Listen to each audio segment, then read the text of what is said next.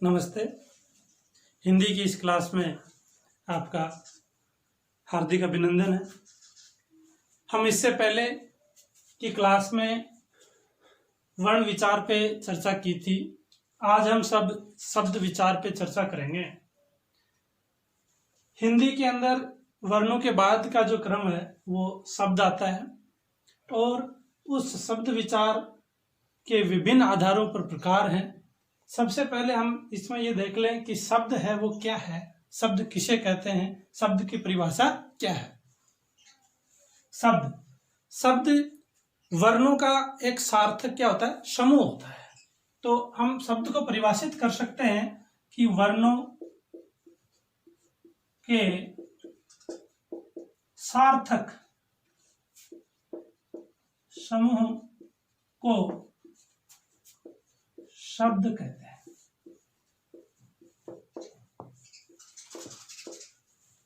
वर्णों का सार्थक समूह क्या कहलाएगा, शब्द कहलाएगा। सार्थक का मतलब जिसका कोई ना कोई अर्थ है वो निहित हो। जिस प्रकार हम इसको समझ सकते हैं एक एग्जाम्पल द्वारा कि ये शब्द अपन ने लिखा है कमल, तो ये एक वर्णों का समूह है और ये ऐसा समूह है जिसका कोई ना कोई अर्थ निकलता है। जैसा कि हम जानते हैं कमल या तो पुष्प है या फिर किसी का क्या हो सकता है, नाम हो सकता है।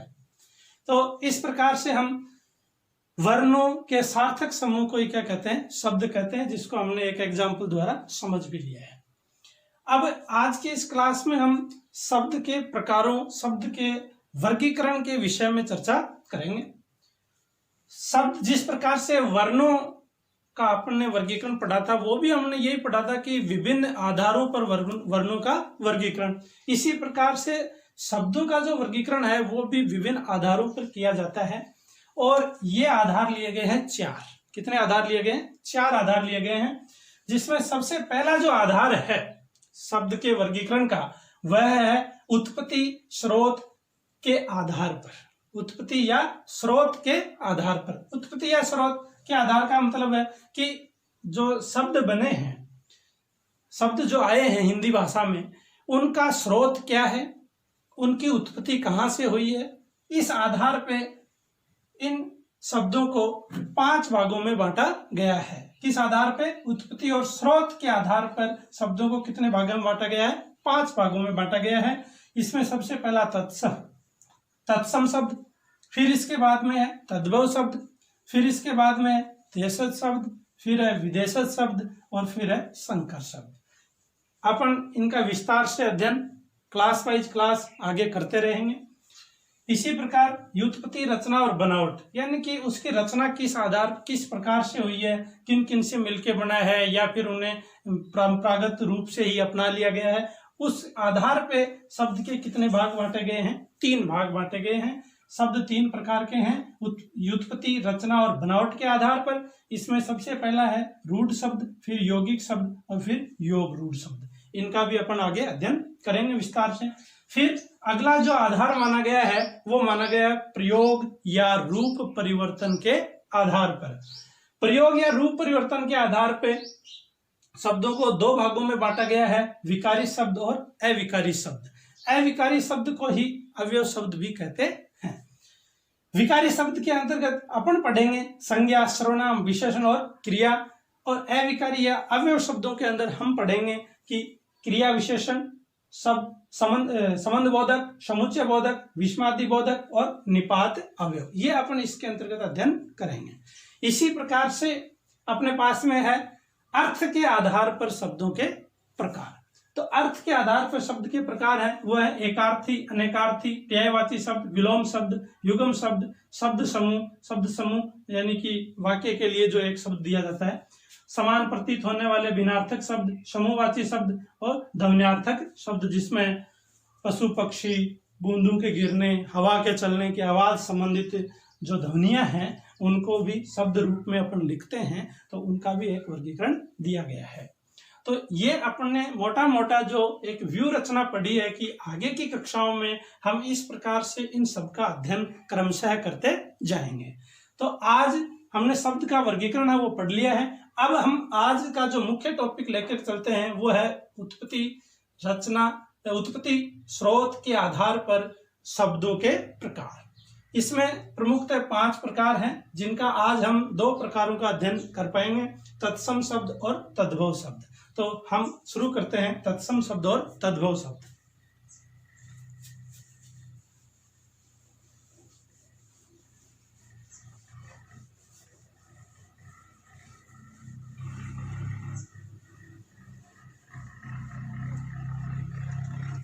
सबसे पहले हम तत्सम और तद्भव शब्दों के जो अर्थ हैं कि तत्सम का अर्थ क्या होता है, तद्भव शब्द का अर्थ क्या होता है। सबसे पहला जो वर्गीकरण है शब्दों के प्रकार में वो है उत्पत्ति या स्रोत के आधार पर। इस आधार पर हम सब ने अभी देखा है कि इस आधार पर शब्दों के कितने प्रकार हैं, 2 प्रकार हैं। पहला कौन सा है, तत्सम शब्द, और दूसरे कौन से हैं, तद्भव शब्द। तद्भव शब्द। सबसे पहले इन शब्दों का जो शाब्दिक अर्थ है वो अपन देख लेते हैं। अपने पास में है तत्सम और एक शब्द है अपने पास में तद्भव। तत्सम शब्द है वो 2 शब्दों से मिलकर के बना हुआ है। एक इसमें शब्द निहित है तत् और दूसरा शब्द इसमें निहित है सम। इन दोनों शब्दों के संधि रूप से तत्सम शब्द बना है। तत् शब्द का अर्थ है वो उसका या उसके। सम शब्द का अर्थ है वो है समान। यहां पे अर्थ निकल के आया है उसके समान। अब ये उसके किसके समान हो सकता है, उत्पत्ति स्रोत के आधार पर। उत्पत्ति स्रोत के आधार पे अभी हमने चर्चा की थी कि शब्दों की जो उत्पत्ति है वो कहाँ से हुई है, इनका स्रोत क्या है, किन किन जगह से इनको अपनाया गया है, इनका प्रमुख स्रोत क्या है। तो हम देख सकते हैं कि या तो ये संस्कृत जो मूल भाषा जननी भाषा थी वहां से शब्दों को अपनाया गया है, या फिर जो विदेशी प्रजातियों और विदेशी जो हुकूमत अपने देश के अंदर काफी सालों तक रही थी तो उन भाषाओं के शब्द, उन विदेशी भाषाओं के शब्द हैं वो भी अपनी भाषा में आ गए हैं। तो एक स्रोत वो हो सकता है। इसके अलावा अपने देश के अंदर भी बहुत सारी क्षेत्रीय बोलियां हैं, उन भाषाओं के शब्द भी इसमें सम्मिलित कर लिए गए, तो वो भी एक स्रोत हो सकता है। तो उसी आधार पर देखते हैं हम कि उसके समान, उसके यानी किसके समान, संस्कृत के समान। उसके यानी किसके समान, संस्कृत भाषा के समान। संस्कृत भाषा के समान कहने का अर्थ यह हुआ कि तत्सम शब्द वे शब्द हैं या तत्सम शब्द उन्हें कहते हैं जो संस्कृत भाषा में थे लेकिन उन्हें हिंदी भाषा में भी ज्यों का त्यों अपना लिया गया। उन शब्दों को हम क्या कहेंगे, तत्सम शब्द कहेंगे। तो तत्सम की जो परिभाषा है वो अपने पास में बन जाती है तत्सम शब्द, और इसकी परिभाषा अपन लिख देते हैं, वे शब्द जिनको संस्कृत भाषा से ज्यों का त्यों हिंदी भाषा में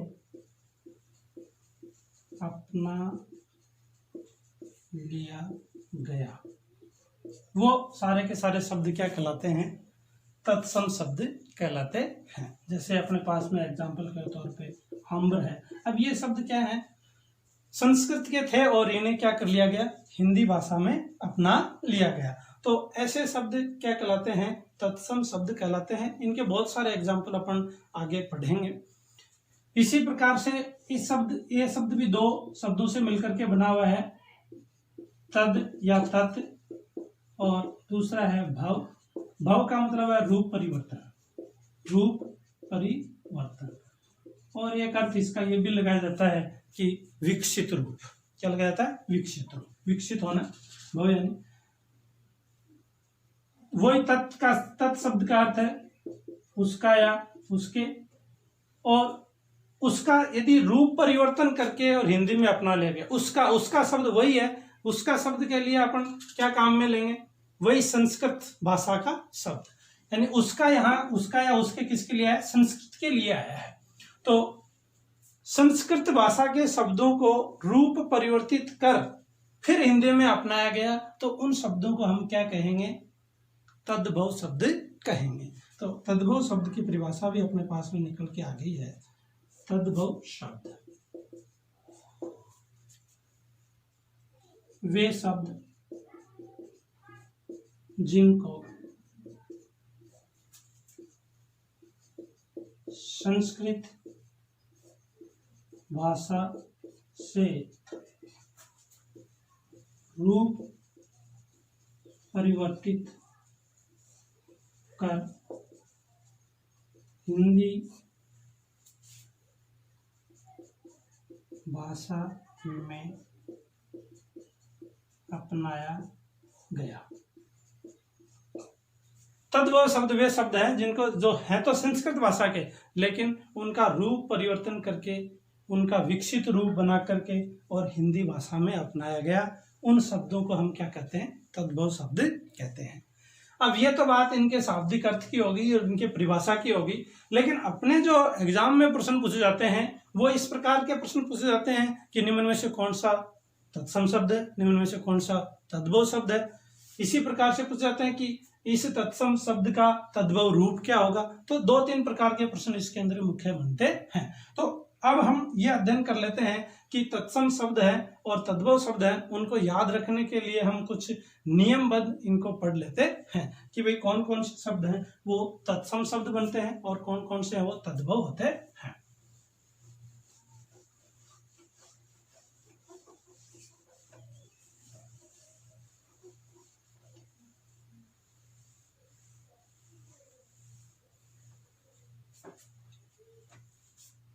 इसके लिए एक सारणीबद्ध तरीके से हम इसको पढ़ लेंगे। तत्सम शब्द और एक तरफ अपन लिख देते हैं तद्भव शब्द, और इनकी कुछ नियमावली है वो अपन पढ़ लेते हैं, जिससे कि अपने को ज्यादा रटना नहीं पड़े, क्योंकि शब्दों की कोई सीमा नहीं होती है, शब्द अपार हैं।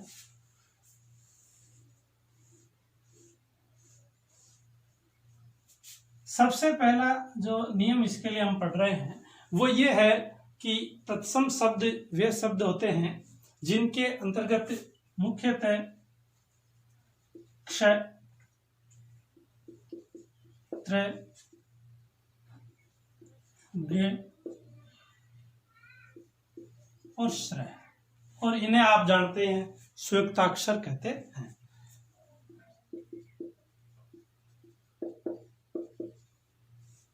संयुक्ताक्षर युक्त शब्द। अक्षय, त्रय, ज्ञ, श्रय संयुक्ताक्षर युक्त शब्द जो होते हैं वो किस में आते हैं, तत्सम में आते हैं। ये देखते ही किसी भी शब्द में अगर ये संयुक्ताक्षर मिलते हैं तो हम उस प्रश्न पे किस पे क्लिक करेंगे, तत्सम शब्द पे क्लिक करेंगे। अब इनको यदि तद्भव रूप बनाया जाए, इन्हीं का यदि तद्भव रूप बनाया जाए तो वो बनता है, अक्षय के 2 तद्भव रूप देखे जाते हैं शब्दों में, हम देखेंगे एग्जाम्पल भी इसके देखेंगे। इसका एक बनता है ख और एक इसके अंदर बनता है छ। इसी प्रकार से त्रय का बनता है त और इसका बनता है ज और श्रय का बनता है यश वाले शब्द। ये अपने पास में बन गया। अब एग्जाम्पल से हम ये समझ पाएंगे कि किस प्रकार से इनका रूप परिवर्तन होता है। तो ये श से ख और छ बनता है, त्रय से तय बनता है और ज्ञ से ज और श्रय से श बनता है। सबसे पहले इसके अपन 1-2 एग्जाम्पल पढ़ लेते हैं। जैसे अपने पास में है कुक्षी, अक्षी, क्षति। इनका ही यदि तद्भव रूप देखा जाए तो क्या बनता है, इस क्ष है वो यहाँ पे किस में बदल जाएगा, ख में बदल जाएगा, और ये हो जाएगा कोक। क्या हो गया, कोक। इसी प्रकार से अक्षी का क्या हो जाएगा अपने पास में, आंख। और अगले उदाहरण में आप देखेंगे कि जो क्ष है वो किस में बदल रहा है, छ में बदल रहा है। क्ष है वो छ में बदल रहा है, और यहाँ पे अपने पास में बन जाता है क्षति। ये एग्जाम्पल मैंने उदाहरण के तौर पे यहाँ पे लिखे हैं। इसी प्रकार से त्रय वाला अपन देखते हैं, तो एग्जाम्पल के तौर पे हम इसका देखते हैं। जैसे अपने पास में है पुत्र, पत्र, इनका ही यदि अपन तद्भव रूप बनाए तो वो क्या बनता है, पुत्र का बन जाता है पूत, ये तय बन गया, और पत्र का पत्ता, ये अपने पास में बन जाता है। इसी प्रकार अपन इसके एग्जाम्पल देखें तो वो अपने पास में है, जैसे एक शब्द आता है अपने पास में ज्ञानी, और एक अज्ञान। अज्ञान, दो शब्द उदाहरण के तौर पे अपन ले लेते हैं। ज्ञानी शब्द का अपन तद्भव रूप बनाते हैं तो वो बनता है जानी, और इसका अजान। इसी प्रकार अपने श्रेय के भी उदाहरण लेते हैं, और अपने पास में प्रमुखतः देखा जाता है श्रृंगार और श्रावण। तो उदाहरण अपन समझने के तौर पे ले रहे हैं।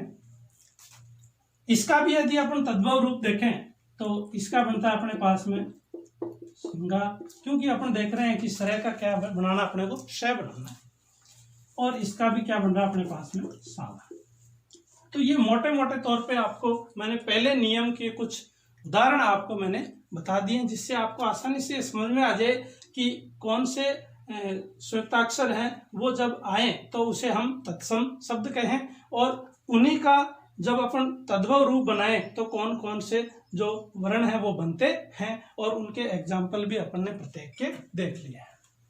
इसके बाद में इसका दूसरे नियम का अपन अध्ययन करते हैं, और दूसरे नियम में अपन देखते हैं अनुस्वार।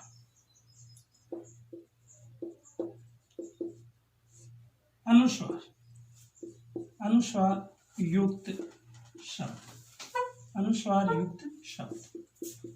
अनुस्वार युक्त शब्द किसमें आते हैं, तत्सम शब्दों के अंतर्गत आते हैं। और अनुस्वार का तद्भव जो रूप होता है वो चंद्रबिंदु होता है। तो अपन इधर भी लिख लेते हैं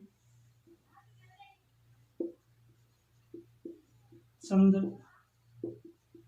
बिंदु युक्त शब्द। चंद्र बिंदु जहां भी अपने को दिखाई देगी, इसका मतलब वो शब्द है वो क्या है, तद्भव शब्द है।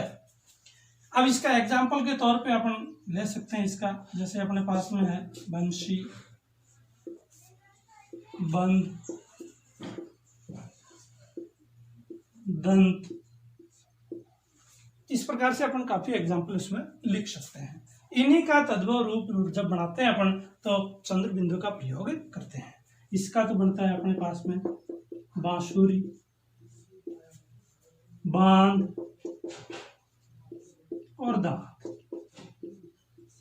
ये अपन दे सकते हैं। इसी प्रकार से अंधकार, काफी एग्जाम्पल हैं जो आप देख पाएंगे किताब में भी।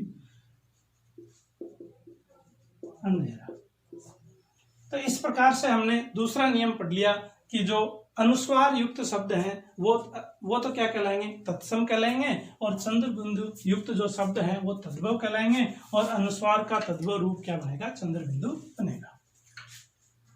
तीसरा हम इसमें अध्ययन करेंगे कि कार प्रत्यय युक्त शब्द। कार प्रत्यय युक्त शब्द हैं वो किसमें आते हैं, तत्सम शब्दों के अंतर्गत आते हैं। जैसे एग्जाम्पल के तौर पे अपने पास में है स्वर्णकार और कुंभकार। इसी प्रकार कार प्रत्यय है वो तद्भव रूप में जब जाता है तो उसका बन जाता है आर प्रत्यय। तो इसके अंतर्गत अपने पास में आ गया आर प्रत्यय युक्त शब्द,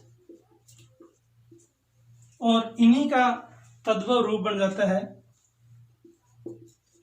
सुनार और कुम्हार।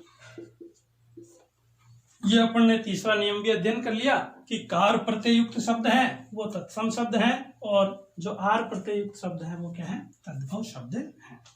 इसके बाद में इसका चौथा अपन अध्ययन करते हैं, वो है इसमें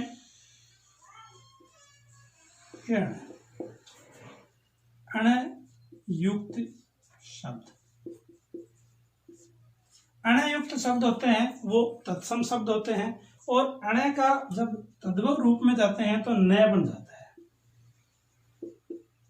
न युक्त शब्द। अब इसमें अपने ज्यादा तो इसमें यही याद रखना है कि अण जहां दिखाई देगा वहां तत्सम होते हैं, और उनका तद्भव रूप यदि पूछा जाता है तो अण का किस में बदल देना, अपने को न में बदल देना है उसको। जैसे इसके अंदर अपने पास में एग्जाम्पल के तौर पे परण है, तृण है, तो इस प्रकार से अपने इसमें काफी एग्जाम्पल ले सकते हैं। परण का अपने पास में क्या बन जाता है, ता।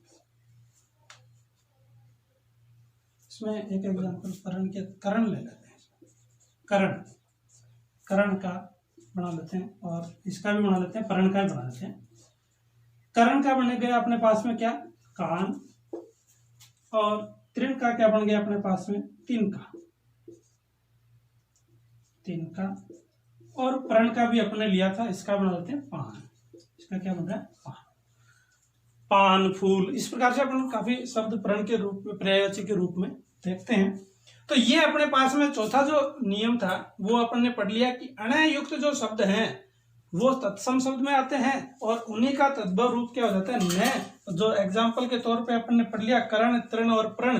करण यानी कान, और तृण तिनका, और प्रण का क्या पढ़ लिया, पान पढ़ लिया।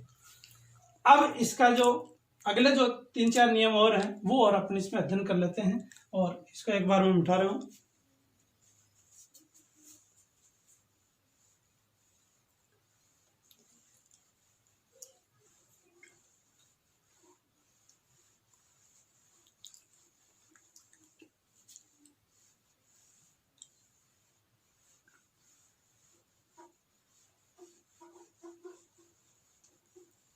ये अपने पास में अगला नियम इसके अंदर पढ़ लेते हैं अपन। इसके बाद 4 पढ़ लिए थे, ये 5वां नियम इसका पढ़ लेते हैं। और 5वां नियम है इसमें ये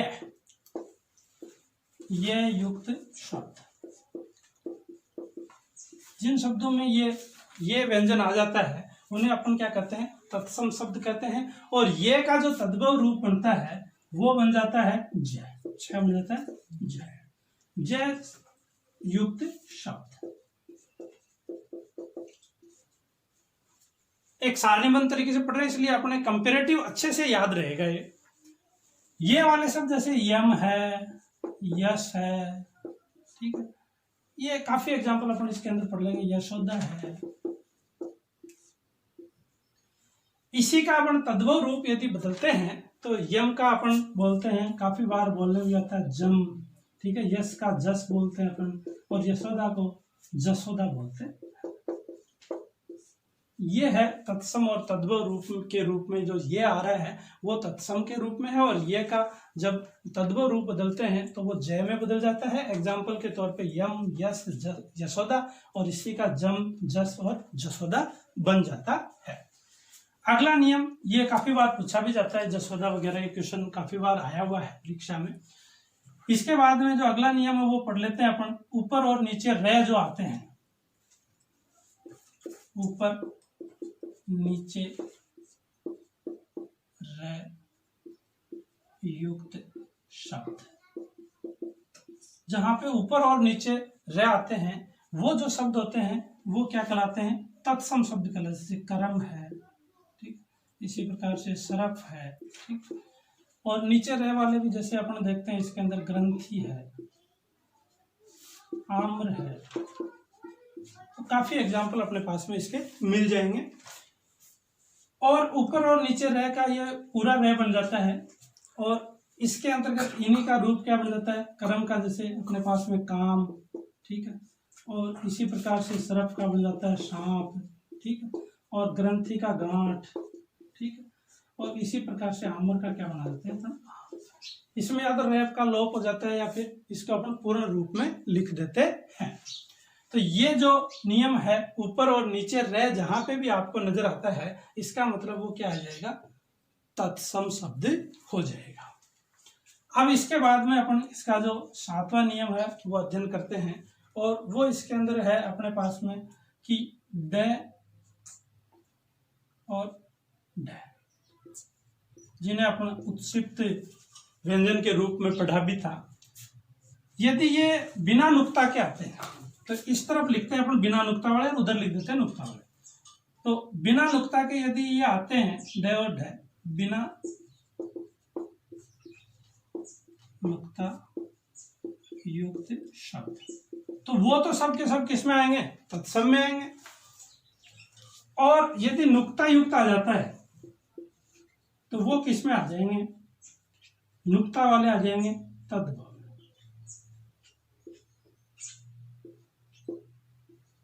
युक्त शब्द। अब देखिए इसके अंदर ज्यादातर क्या होता है कि ट के रूप में मिलते हैं, और ट का ही फिर ये ड या ढ रूप बनाया जाता है। जैसे एग्जांपल के तौर पे एक दो देख लेते हैं अपन। इसके अंदर घट है अपने पास में, घटिका है, घोटक है, परपट है। ये कुछ एक एग्जांपल इसके देख लेते हैं अपन। घट का जैसे इसमें इस रूप में जब जाता है तद्गु रूप में, तो ये बन जाता है घड़ा, घड़ा बन गया। इसी प्रकार से अपने पास घटिका है, वो घड़ी बन गई। इसी प्रकार से घोटक घोड़ा हो गया, और परपट का पापड़ हो गया। तो ये अपन देख सकते हैं कि किस प्रकार से जो नुक्ता युक्त ड और ढ है, यानी जिन्हें उत्क्षिप्त व्यंजन अपन कहते हैं, उत्क्षिप्त व्यंजन जिन्हें कहते हैं, वो सब किस में आते हैं, तद्भव रूप में आते हैं। तो उत्क्षिप्त व्यंजन जहां भी मिले तो उस शब्द के लिए अपन क्या डिसाइड करेंगे कि ये तद्भव शब्द है।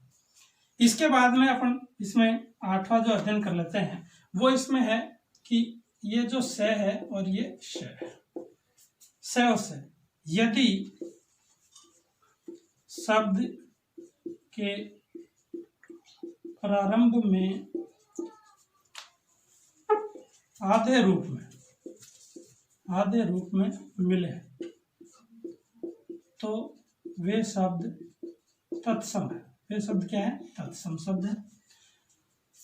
देखिए जैसे एग्जांपल के तौर पे अपने पास में है स्वजन है, ससुर है, ठीक, शमशान है, स्थान है, स्नेह है। बहुत सारे शब्द आपको इसमें देखने को मिल जाएंगे। अब इसका करना क्या है अपने को, जब इसको तद्भव रूप बनाना है इन्हीं शब्दों का, तो या तो इस स को गायब भी कर देना है, या फिर इस स का ये या ये कोई सा भी स है तो उसका दंते स ही बनाना है। तो ये मैं लिख देता हूं, जब ये तद्भव रूप में जाते हैं तो श या स का लोप या फिर दंते श बन जाता है। ये अपन इसमें देख लेंगे। अब इसी प्रकार से यहाँ पे सौजन का हो गया अपने पास में सज्जन, ठीक है, सज्जन, और ससुर का अपने पास में ससुर, ठीक है। इसी प्रकार से शमशान का मसान, ठीक है,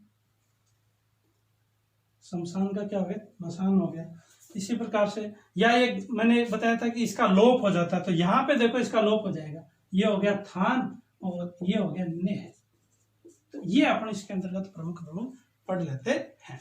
इसके अलावा इसमें एक चीज और है, वो मैं आपको बता देता हूं कि जो से और क उपसर्ग, से और क उपसर्ग वाले शब्द ये इसके अंतर्गत आते हैं। जैसे से और क वाले जिसमें सपूत है, कपूत है, और इधर आ जाते हैं तो ये आते हैं सु और कु उपसर्ग वाले, ये इसके अंतर्गत आते हैं। स और क का ही सु और कु इसी प्रकार से बन जाता है सुपुत्र और कुपुत्र।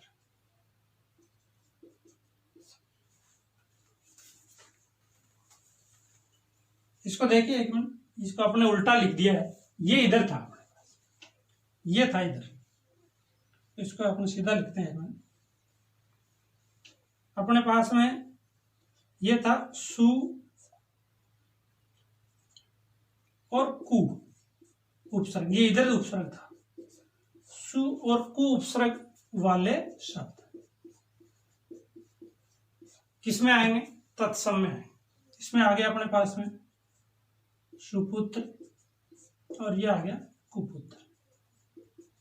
ये अपने मिस्टेक से उल्टा लिख दिया था, तो इसको अपने सीधा कर लिया है। और इधर जो आता है वो आता है श और क, श और क उपसर्ग वाले शब्द। इसमें अपने पास में आ गया है सपूत और कपूत। एक इसका सपत्निक, सपत्नी, ये शब्द एक अपवाद है जो कि क्या होता है? तत्सम शब्द होता है, लेकिन इसमें स उपसर्ग है। तो ये प्रमुख मैंने आपको बता दिए हैं कि किस प्रकार से हम तत्सम और तद्भव रूप को या तत्सम या तद्भव शब्दों को अपन पहचान सकते हैं। तो ये क्लास आपको जरूर पसंद आई होगी। धन्यवाद।